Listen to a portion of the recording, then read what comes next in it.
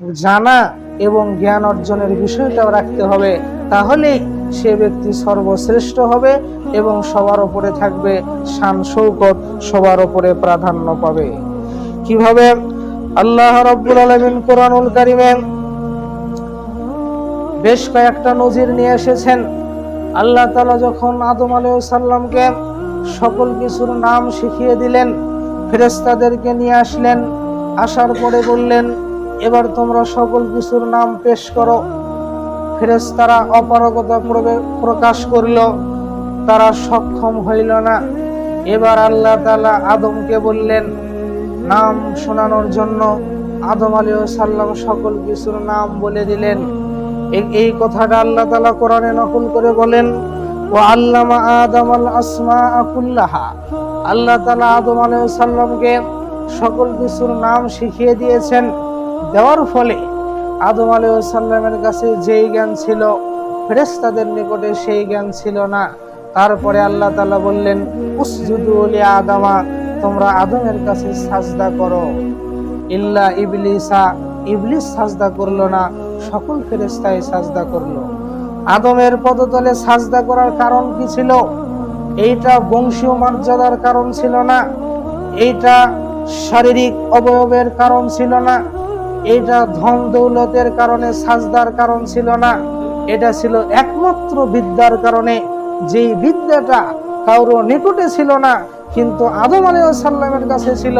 এই জ্ঞান থাকার কারণে, এই বিদ্যা থাকার কারণে আল্লাহ রাব্বুল আলামিন তার মান মর্যাদাকে সবার উঁচুতে করে দিলেন এবং ফেরেশতাদেরকে বললেন, উসজুদু লি আদামা, তোমরা আদমের নিকটে সাজদা করো। বোঝা যায় যেখানে মানুষেরা জ্ঞানবান হবে, মানুষেরা শিক্ষিত হবে, তাদের মান মর্যাদা সবার উপরে থাকবে এবং তাদের অগ্রগ্রহণযোগ্যতা থাকবে। অত্র আয়াত তার জাজল্য প্রমাণ বহন করে। আল্লাহর নবী বলছেন, খিয়ারুকুম ফিল জাহিলিয়াতে ওয়া খিয়ারুকুম ফিল ইসলাম।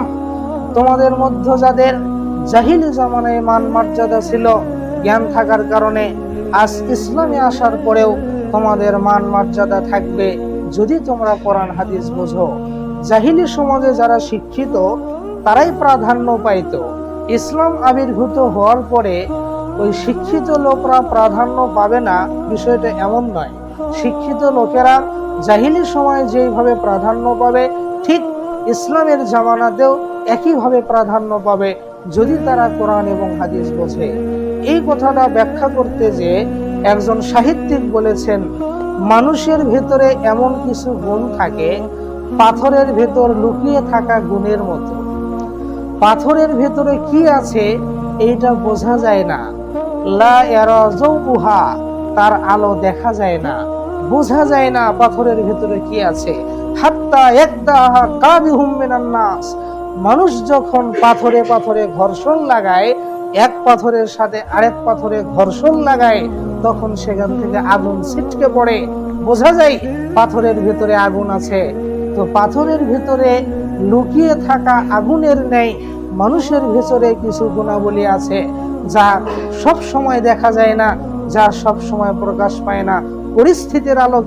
পরিস্থিতির আলোকে তারপর ক্ষেত্র এবং স্থান ভেদে এটা প্রকাশ পেয়ে থাকে। এ কথা একজন সাহিত্যিক বলেন। বোঝা যায় জ্ঞানবান ব্যক্তির মান মর্যাদা আছে এবং এটা সবার উপরে শ্রেষ্ঠত্ব পাওয়ার কারণ হবে। আল্লাহ রাব্বুল আলামিন ইউসুফ আলাইহিস সালামের ঘটনা কোরআনুল কারীমে নকল করে রেখেছেন। ওয়াশরাউহু বিসামানিন বাখসিন দারাহিমা মাদুদা। আল্লাহ রাব্বুল আলামিন ইউসুফ আলাইহিস সালামের ঘটনা কোরআনে রেকর্ড করে রেখেছেন।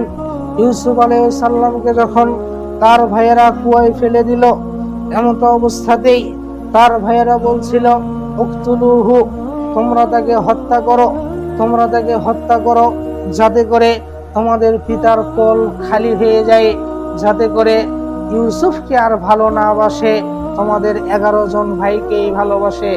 এই কথা বলল। ঘটনা হতে হতে ওয়াকালা কাইলুম মিনহুম, তাদের ভাইদের মধ্য থেকে একজন ভাই বলে বসলো, না, লা তাকতুলুহু, তোমরা ইউসুফকে হত্যা করিও না, ওয়ালকুহু ফি গায়াবাতিল জুব্বি, তোমরা ইউসুফ আলাইহিস সালামকে কুয়ায় নিক্ষেপ করো, ফায়ালতাকিতহু বাযুস সাইয়ারাতে, যদি কোনো পথিকরা চায় তাহলে কুয়া থেকে ইউসুফকে উঠিয়ে নিয়ে যাবে, তার জীবন বাঁচবে, তার ভবিষ্যৎ থাকবে, তাহলে তোমাদের উদ্দেশ্য হাসিল হয়ে যাবে, তোমরা এমনটা করো। অনুরূপ ভাবে ইউসুফকে কুয়ায় ফেলার পরে ইউসুফ আলাইহিস সালাম যখন রাজ দরবারে চলে গেলেন, মাঝখানে ঘটনা ঘটে গেল, ওটা আমাদের বক্তব্যের বিষয় নাই।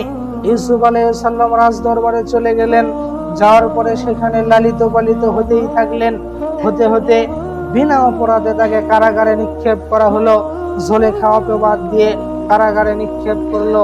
কারাগারে দিন যায়, রাত্রি যায়, সপ্তাহ চলে যায়, মাস চলে যায়, বছর চলে যায়, দিন অতিবাহিত হতেই থাকে, কোনো ফায়সালা আসে না। তখন এবার আল্লাহ রাব্বুল আলামিন তাকে নবুয়তের দায়িত্ব প্রদান করছেন। আল্লাহ রাব্বুল আলামিন তাকে স্বপ্নের ব্যাখ্যা এই জ্ঞান দান করলেন, স্বপ্নের ব্যাখ্যা করার জ্ঞান দান করলেন। এবার ইউসুফ আলাইহিস সালাম ওই কারাগারে বসে থাকা অবস্থায় মানুষের স্বপ্নের ব্যাখ্যা করতে থাকলেন। যখন তিনি ব্যাখ্যা করতেন তখন মানুষেরা জেনে নিল ইউসুফ যেন একজন জ্যোতিষী এবং গণক, এই তো স্বপ্নের ব্যাখ্যা দিতে পারে। এই নামে ইউসুফের প্রচার প্রসার হয়ে গেল। বাদশাহ একদিন স্বপ্ন দেখলেন, যেই স্বপ্নের ব্যাখ্যা করার জন্য রাজ দরবারের সবাইকে ডাকা হলো। সকল জ্যোতিষী এবং গণক অপারগতা প্রকাশ করলো। এবার ইউসুফ আলাইহিস সালামের সন্ধান পাওয়া গেল, ইউসুফকে নিয়ে আসা হলো, ইউসুফের কাছে স্বপ্ন পেশ করা হলো। ইউসুফ আলাইহিস সালাম স্বপ্নের সঠিক ব্যাখ্যা প্রদান করলেন এবং যা বাস্তবে রূপ নিল। এবার ইউসুফ আলাইহিস সালামের স্বপ্নের কারণে বাদশাহ বলছেন, এই লোককে আমার কোষাগারের দায়িত্ব দেওয়া হোক, কৃষি ভান্ডারের দায়িত্ব দেওয়া হবে ইউসুফ আলাইহিস সালামকে। ইউসুফকে তখন দায়িত্ব দেওয়া হলো। আল্লাহ রাব্বুল আলামিন ইউসুফকে এই জ্ঞানের কারণে অন্ধকার কুঠুরি থেকে উত্তোলন করে নিয়ে এসে রাজ দরবারের সিংহাসনে বসালেন। একমাত্র এই জ্ঞানের কারণে, যেই জ্ঞান কারো নিকটে ছিল না, যেই স্বপ্নের ব্যাখ্যা জ্যোতিষী করতে পারে নাই, যেই স্বপ্নের ব্যাখ্যা রাজ